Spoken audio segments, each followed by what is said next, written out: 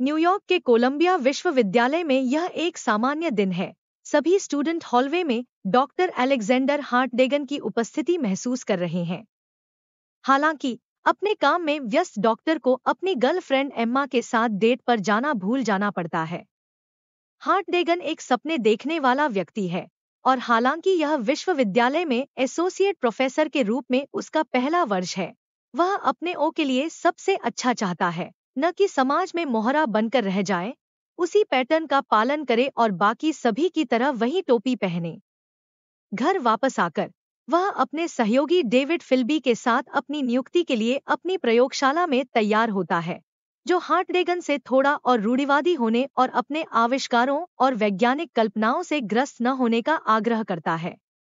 अपनी नियुक्ति के लिए पहुंचने से ठीक पहले हार्टडेगन एक खराब हो चुके ऑटोमोबाइल प्रोटोटाइप से विचलित हो जाता है, जिसका मालिक उसे सवारी की पेशकश करता है, लेकिन वह बिना किसी हिचकिचाहट के अपनी डेट पर जाना पसंद करता है।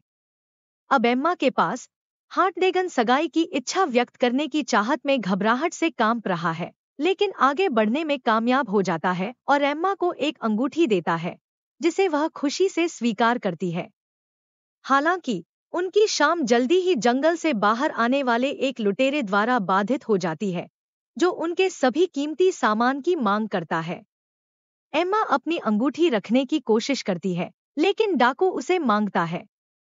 एक संक्षिप्त संघर्ष के बाद सबसे दुखद परिणाम तब होता है जब एम्मा को पॉइंट ब्लैंक रेंज से गोली मार दी जाती है और वह अपने मंगेतर के हाथों मर जाती है।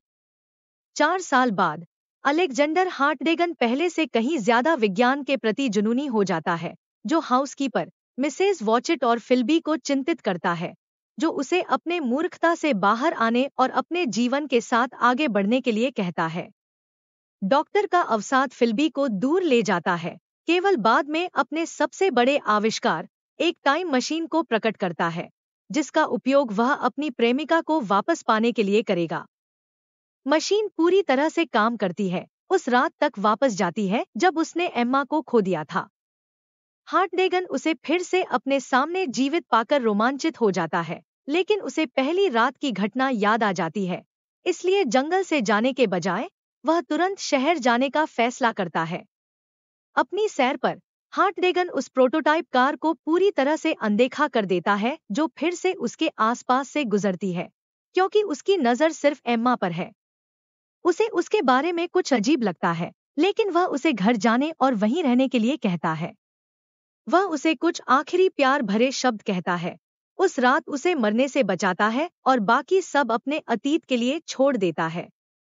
जाने से ठीक पहले हार्टडेगन एम्मा को वो फूल खरीदने के लिए जाता है जिसका वादा उसने किया था लेकिन कभी नहीं दे पाया। लेकिन जैसे ही वह फूल वाले की दुकान में प्रवेश करता है, एक कार दुर्घटना होती है जिसमें एम्मा कुचल जाती है। उदास डॉक्टर दुखी होने से बहुत दूर उलझन में है, यह जानते हुए कि भाग्य उसे एम्मा के साथ नहीं देखना चाहता, इसलिए वह अपनी दुविधा को हल करने का तरीका जानने के लिए टाइम मशीन में एक और ट्रैवल की योजना बनाता है, इस बार 2030 में न्यूयॉर्क की, जहां मनुष्य चांद पर उपनिवेश बनाने और बसने में भी सक्षम हो चुके हैं। हार्टडेगन पब्लिक लाइब्रेरी में जाता है, जहां उसकी मुलाकात वोक्स से होती है, जो एक होलोग्राफिक सहायक है और दावा करता है कि उसके पास दुनिया का सारा ज्ञान है। इससे हैरान होकर हार्टडेगन उससे टाइम ट्रैवल के बारे में जानकारी मांगता है, लेकिन इसे विज्ञान कथा के रूप में लिया जाता है। यहाँ तक कि खुद का नाम भी टाइम ट्रैवल से जुड़े लोगों, मुख्य रूप से उपन्यासकारों के नामों में शामिल है। निराश होकर डॉक्टर भविष्य में आगे की ट्रैवल करने का फैसला करता है, वर्ष 2037 में, जहां दुनिया पर एक आपदा आई है जो इसे राख में बदल रही है। बचाव दल भ्रमित व्यक्ति की मदद करने की कोशिश करते हैं, जो उनसे पूछता है कि क्या हुआ। जाहिर है, चंद्रमा कॉलोनी के विध्वंस के बाद चंद्रमा टूट गया, जिसका पृथ्वी पर बहुत बड़ा असर हुआ। डॉक्टर घबराहट में टाइम मशीन में वापस भाग जाता है, रास्ते में खुद को चोट पहुंचाता है और टकराता है, गलती से दूर के भविष्य में एक रास्ता बना लेता है जहां युग बीत जाते हैं और दुनिया मौलिक रूप से बदल जाती है। उसकी ट्रैवल वर्ष 802.701 में समाप्त होती है। जहां उसे स्वदेशी लोगों के एक समूह द्वारा बचाया जाता है जो उसे ठीक करते हैं, साफ करते हैं और खिलाते हैं। होश में आने पर वह कपड़े पहनता है और अपने बचावकर्ताओं में से एक आदिवासी लड़के से पहली बार मिलता है। हार्टडेगन को पता चलता है कि वे पहाड़ों के किनारों पर बनी झोपड़ियों के एक समुदाय में रहते हैं और पूरा जनजाति उसके रूप को देखकर हैरान रह जाता है। उनमें से एक लड़की उसके साथ संवाद करने में कामयाब हो जाती है, यह दावा करते हुए कि वह पत्थर की भाषा जानती है। उसके अनुसार हर कोई बचपन में इसे सीखता है, लेकिन टाइम के साथ वे इसे भूल जाते हैं। गांव के मुखिया को लगता है कि उन्हें अजनबी को नदी से बाहर फेंककर उससे छुटकारा पा लेना चाहिए, लेकिन लड़की कुछ और ही सोचती है। हार्टडेगन समझाता है कि वह अतीत से आता है, कुछ ऐसा जो लड़की ठीक से समझ नहीं पाती।